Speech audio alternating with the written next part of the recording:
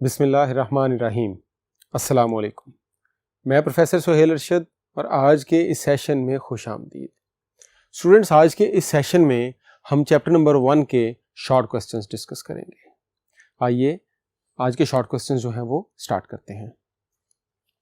सबसे पहला क्वेश्चन है, what is the difference between data and information. Data और इंफॉर्मेशन के दरमियान क्या डिफरेंस है। जब आपसे ये क्वेश्चन पूछा जाएगा तो आपने जो डाटा की डेफिनेशन याद की हुई है और जो इन्फॉर्मेशन की डेफिनेशन याद की, आपने दोनों की दोनों इसमें लिख देनी है। यानी कि डाटा का आप बताएंगे कि डाटा क्या है जी। Data is a collection of raw facts and figures.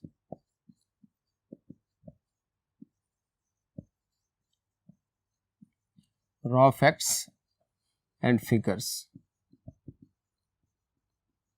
Whereas information क्या है जी। इंफॉर्मेशन हम बताएंगे प्रोसेस्ड फॉर्म ऑफ डाटा।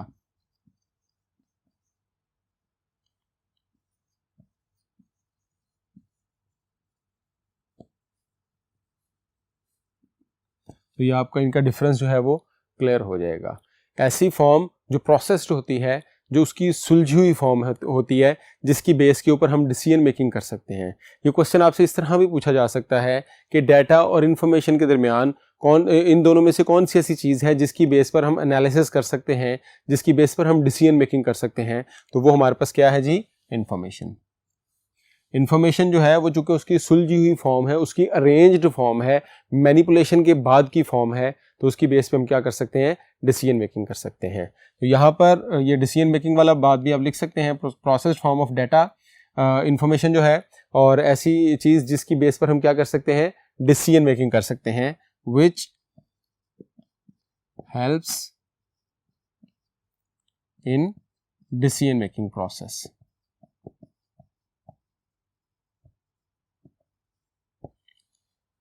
उसके बाद दूसरा हमारे पास क्वेश्चन है जी, what is data manipulation. Data manipulation क्या है। डाटा मैनिपुलेशन क्या है, वो एक्टिविटीज जो हम डाटा के ऊपर परफॉर्म करते हैं ताकि उसको अरेंज किया जा सके, डाटा को इंफॉर्मेशन में लेकर आया जा सके, उसको हम कहते हैं ये हमारे पास डाटा मैनिपुलेशन है। और डाटा मैनिपुलेशन की जब हम बात करते हैं तो आपने ये लाइन लिख के उसके नीचे आपने इसकी एक्टिविटीज बता देनी है कि डाटा मैनिपुलेशन की एक्टिविटीज कौन कौन सी हैं जी।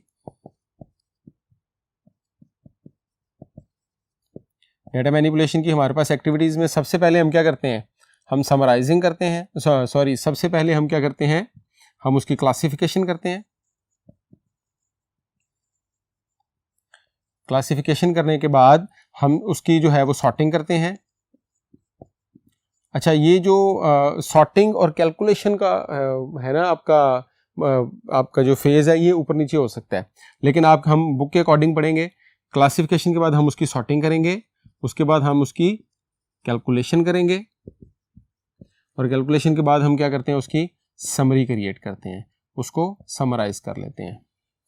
तो ये 4 एक्टिविटीज हैं जो डाटा मैनिपुलेशन के प्रोसेस के अंदर इन्वॉल्व होती हैं। ये क्वेश्चन आपसे what are activities involve in data manipulation इस तरह भी पूछा जा सकता है। नेक्स्ट क्वेश्चन है जी, name the file types from usage point of view. Usage point of view में जो फाइल की टाइप्स हैं उनके नेम क्या हैं। इसको हम कहते हैं, ये हमारे पास बोनस क्वेश्चन है, क्योंकि आपने इसमें कुछ भी नहीं लिखना, आपने जस्ट इसके अंदर जो है वो तीनों नाम लिख देने हैं जो यूजेज पॉइंट ऑफ व्यू के अंदर आते हैं। तो यूजेज पॉइंट ऑफ व्यू में सबसे पहली फाइल हमारे पास कौन सी है, मास्टर फाइल्स। मास्टर फाइल के बाद दूसरी हमारे पास है ट्रांजैक्शन फाइल्स, और लास्ट हमारे पास है backup file.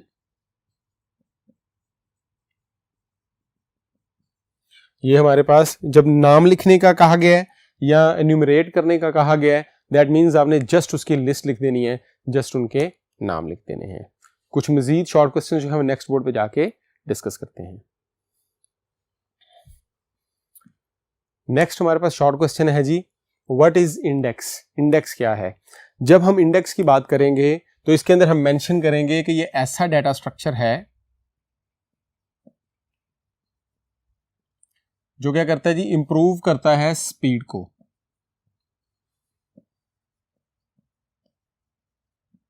Speed of data processing.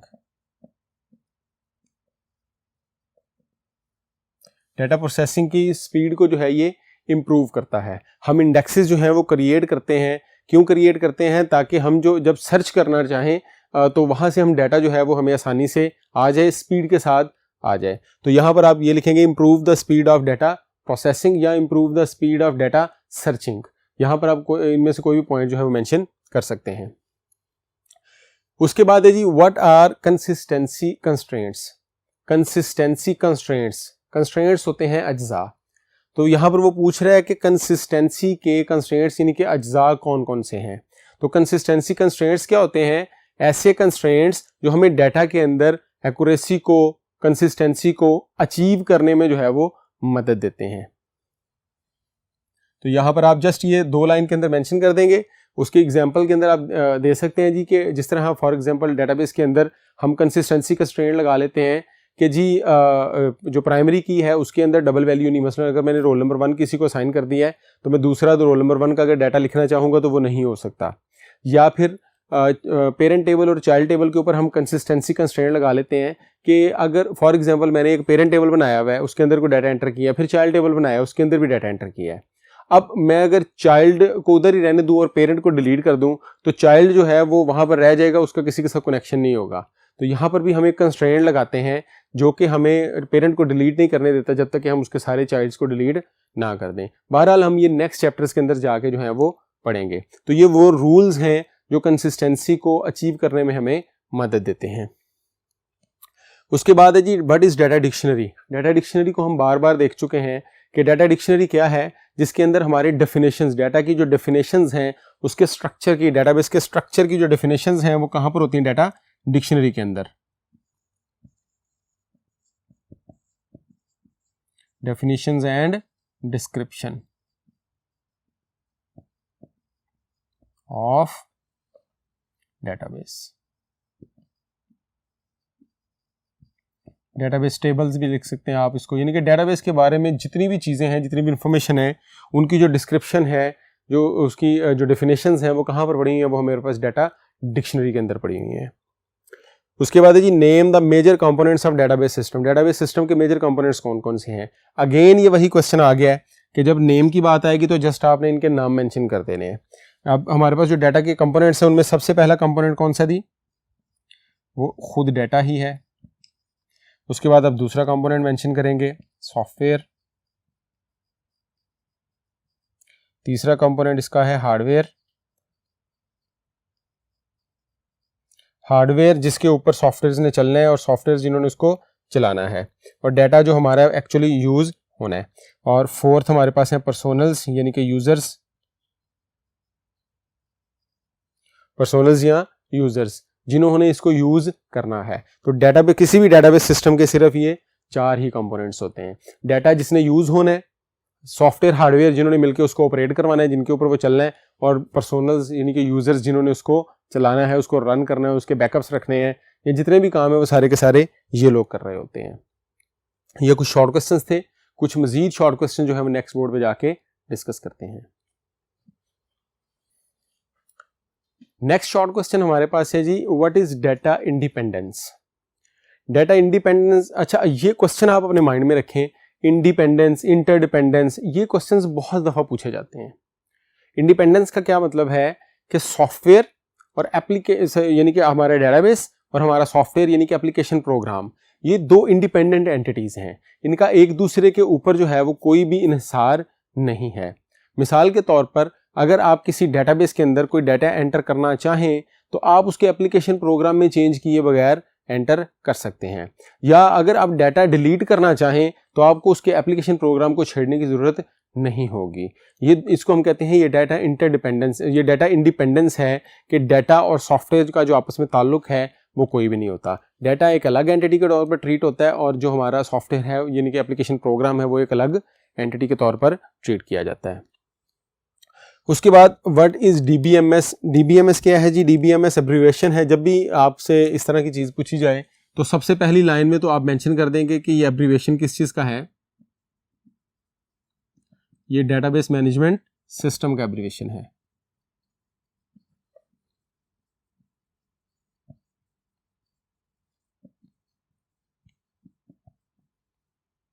उसके बाद आप बताएंगे कि DBMS वो एनवायरनमेंट है जिसके अंदर हम डेटाबेसेस को बनाते हैं, स्टोर करते हैं, मॉडिफाई करते हैं।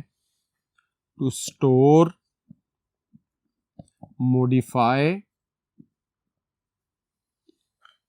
डिलीट, बैकअप, यानी कि जितना भी काम हम डेटाबेसेस के साथ करेंगे वो सारा का सारा किसके अंदर होगा? DBMS के अंदर। ये ऐसे एनवायरनमेंट हैं, ऐसे सॉफ्टवेयर हैं जो यूज़ किए जाते हैं ताकि इनके अंदर डेटाबेस को क्रिएट किया जा सके, डेटाबेस के अंदर डाटा एंटर किया जा सके, उसके अंदर से डाटा लेकर डिसीजन मेकिंग की जा सके, उसके अंदर से डाटा डिलीट किया जा सके। तो DBMS और डेटाबेस, इन दोनों में फ़र्क आपको पता होना चाहिए। डेटाबेस जो है वो DBMS के अंदर बनाई जाती हैं। DBMS वो एनवायरनमेंट है, वो सॉफ्टवेयर है जिसके अंदर हम डेटाबेसेस को क्या कर रहे होते हैं? मैनेज कर रहे होते हैं। उसके बाद क्या है जी? What are data files. अब ये स्टोर आपके जो पॉइंट ऑफ व्यूज़ हैं, उन पॉइंट ऑफ व्यूज़ में से जो फंक्शनल पॉइंट ऑफ व्यू उसके अंदर से पूछा गया व्हाट इज डेटा फाइल। तो डेटा फाइल हम जानते हैं क्या करती हैं ये? To store data, use to store data. हमारे पास डिफरेंट डेटा फाइल्स होती हैं जो डेटा स्टोर करने के लिए इस्तेमाल की जाती हैं। फिर आप यहाँ पर एक्सटेंशंस लिख सकते हैं, जिस तरह .doc जो है वो वर्ड की फाइल है, .xls जो है वो एक्सेल की फाइल है। इसी तरह से हम आगे मेंशन कर सकते हैं जी .jpg, ये हमारी इमेज फाइल है। इसी तरह से .mp3 हमारी ऑडियो फाइल है, .mp4 हमारी वीडियो फाइल है, या .flv, और ये सारी चीज़ें आप यहाँ पर जो है वो इसकी एग्जांपल्स में मेंशन कर सकते हैं। डेटा फाइल्स क्या हैं? ऐसी फाइल्स जिनको ओपन करने से उनके अंदर कोई डाटा स्टोर किया जाता है, और ओपन करके उनके अंदर डाटा स्टोर किया जाता है। जब वो ओपन करते हैं तो कोई डाटा आपको नजर आता है। जबकि दूसरी जो फाइल है वो हमारे पास कौन सी है? प्रोग्राम फाइल, जिनको ओपन करें तो कोई प्रोग्राम रन होता है। उसके बाद लास्ट क्वेश्चन है जी, what is root in hierarchical model. Hierarchical model के अंदर रूट क्या चीज है? रूट का हमें पता है, हिरारिकल मॉडल हमारे पास वही इन्वर्टेड ट्री मॉडल होता है।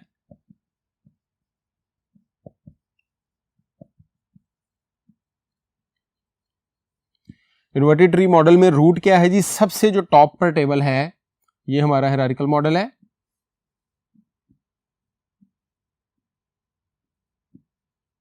तो इसमें जो टॉप मोस्ट टेबल होगा ये वाला, इसको हम क्या कहेंगे? ये क्या है? Root. Topmost table in hierarchical model is called root. तो ये रूट वाला क्वेश्चन आप ध्यान में रखें, ये MCQs में भी अक्सर पूछा जाता है। तो आज के लेक्चर के अंदर बस इतना ही। इंशाल्लाह ताला नेक्स्ट टाइम दोबारा मुलाकात होगी, तब तक के लिए अपना ख्याल रखें। अल्लाह हाफिज़।